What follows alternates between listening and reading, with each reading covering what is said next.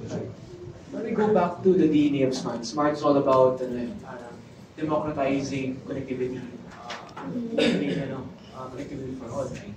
So a lot of the capabilities on eSIM technology is actually not new. It's actually been there since what, 2016, I think. But it's only been available to the higher end devices. So eSIM actually means embedded SIM. So the phones actually need to have space so that you can get the mobile number embedded into the SIM over the air. Right now, that is only available in high-end devices. So there's a limitation. So not everyone can enjoy the benefits of SIMs. So what are the general use cases, right? Mga Filipinos who travel abroad, right? It's actually nice to have an eSIM capability because when I travel, I just get the eSIM and I get local data rates when I'm abroad. That's not available to the regular Filipino because more often is using a mid to low end smartphone. This one now enables and opens up the possibilities of eSIMs to every Filipino out there. Essentially because we know from personal experience. So typically, parents would have a high-end device, right? Your kids, when you're traveling, may phone din yan.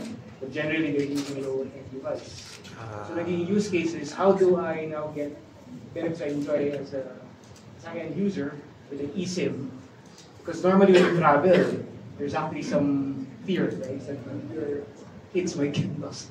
So those are the parang first use cases. And then a partner of ours showed us the capability, and he said, "Oh, this is interesting. It actually solves the need that we personally saw." So that's kind of the simple journey, and then we started looking at other use cases. So when we asked people, "Oh, what can you do with this?" Dami lumalabas sa mga use cases that we've seen in the video earlier. And credit that to the team. Sino ba dito? Pilot, Tonet, Nikki, and Sam.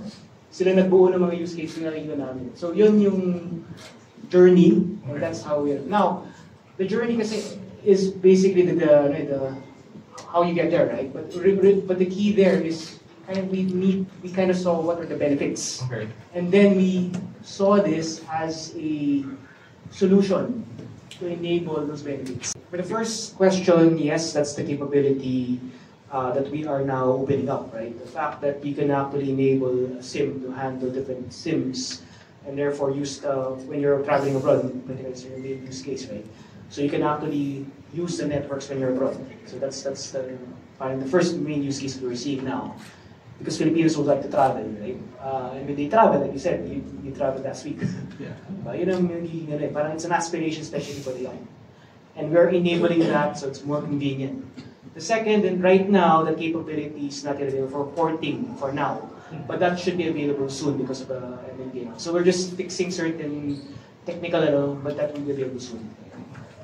Thank you. Different, each phone brand has a custom OS for that particular Android. So how does it address the compatibility? As long as they use the official Android OS 9 and above, it should work.